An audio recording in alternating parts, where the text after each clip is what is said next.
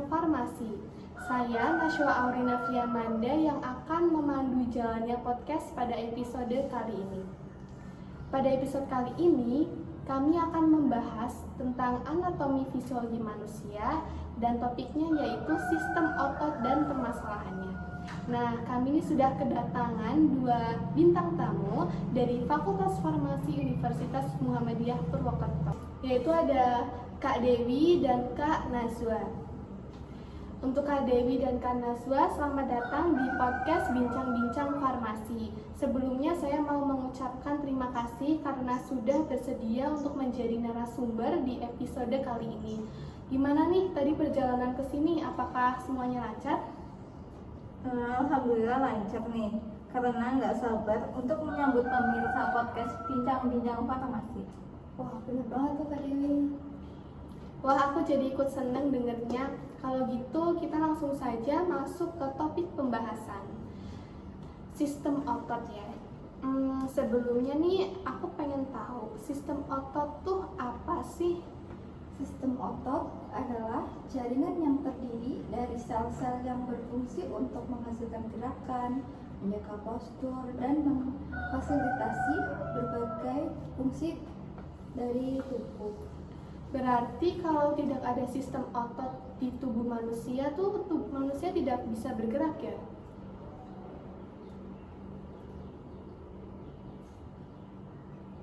Ya betul, tanpa otot tubuh tidak akan memiliki dukungan yang struktural. Nah, untuk otot sendiri ini tuh ada jenisnya atau semuanya itu menjadi satu kesatuan? Enggak dong. Sistem saraf ini memiliki tiga. Yang pertama ada otot lurik, otot jantung, dan otot polos.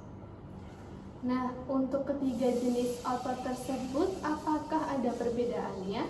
Tentu ada. Dilihat dari bentuknya, otot polos ini berbentuk kumpulan yang tidak memiliki pada lurik, namun berupa serat otot halus. Sedangkan otot lurik memiliki serat otot yang panjang dan terlihat tidak lurik.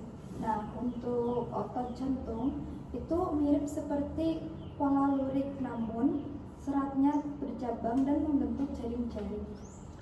Oh iya, aku baru ingat, aku juga pernah mempelajari hal ini. Kalau nggak salah, selain dilihat dari bentuknya juga bisa dilihat dari fungsinya, ya bukan kan? Otot polos berfungsi untuk mengatur gerakan parastik pada usus dan kontraksi pembuluh darah. Otot lurik berfungsi untuk memompa darah ke seluruh tubuh. Aku juga mau nambahin nih, selain dilihat dari fungsi dan bentuknya, perbedaan otot juga bisa dilihat dari lokasinya. Kalau otot polos itu terletak di organ-organ dalam tubuh, seperti dinding pembuluh darah dan saluran pencernaan. Kalau otot lurik itu melekat pada tulang dan bertanggung jawab atas pergerakan tubuh seperti berjalan dan mengangkat benda. Nah, kalau otot jantung itu cuma terletak di jantung, tepatnya di dinding jantung. Ya, benar. Inti sel otot polos juga cuma punya satu inti sel di tengah. Kalau otot lurik punya banyak dan terletak di pinggir sel, sedangkan otot jantung biasanya punya satu atau dua inti di tengah sel. Wah, ternyata jenis otot itu beragam ya, karena selama ini kan kebanyakan taunya hanya untuk pergerakan tubuh. Nah, kalau untuk cara kerjanya sendiri gimana nih? Dalam mekanisme kontraksi otot, awalnya terdapat saraf yang mengaktifkan otot rangka yang disebut sebagai somatic motorik neuron atau serabut saraf motorik. Suatu potensial aksi dihantarkan sampai ujung saraf motorik ini. Ketika potensial aksi sudah sampai di ujung saraf motorik, saraf akan melepaskan neurotransmitter asetilkolin ke dalam celah sinapsis. Asetilkolin kemudian berdifusi melalui celah sinapsis dan menempel pada reseptor. Penempelan asetilkolin menyebabkan terbukanya kanal natrium, sehingga ion natrium berdifusi di dalam membran serabut otot dan terjadi depolarisasi. Peristiwa ini menyebabkan Potensial aksi dihantarkan menuju retikulum sarkoplasma dan retikulum sarkoplasma ini melepaskan sejumlah kalsium. Kalsium kemudian berikatan dengan troponin C menyebabkan ikatan troponin 1 dengan aktin melemah dan pergeseran tropomiosin. Gerakan ini membuka sisi aktif aktin dan memungkinkan aktin menempel pada miosin sehingga terbentuk cross bridge. ATP dihidrolisis menjadi ADP dan fosfat di kepala miosin dan digunakan sebagai energi kontraksi. Energi kontraksi menyebabkan pergeseran antara filamen aktin dan miosin. Ion kalsium dapat dipompa kembali ke sarkoplasma sampai potensial aksi otot yang baru datang lagi. Berarti proses ini itu dapat terjadi berulang kali saat otot berkontraksi ya? Ya, proses ini dapat berulang secara terus-menerus selama ada stimulasi saraf yang cukup serta pasokan ion kalsium dan ATP. Ternyata mekanismenya tidak sesederhana yang kita bayangkan ya. Iya, terus kalau mekanisme cara kerja otot ini tidak lancar, itu bisa menyebabkan beberapa permasalahan pada otot. Salah satunya adalah miastenia gravis.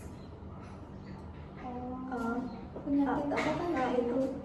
Dan kita baru dengar. Oke, penyakit miastenia gravis ini adalah gangguan autoimun yang menyebabkan kelemahan otot secara progresif. Penyakit ini tuh terjadi ketika sistem kekebalan tubuh mengeluarkan antibodi yang menyerang reseptor asetilkolin di neuromuscular junction. Nah, neuromuscular junction ini merupakan tempat komunikasi antara saraf dan otot.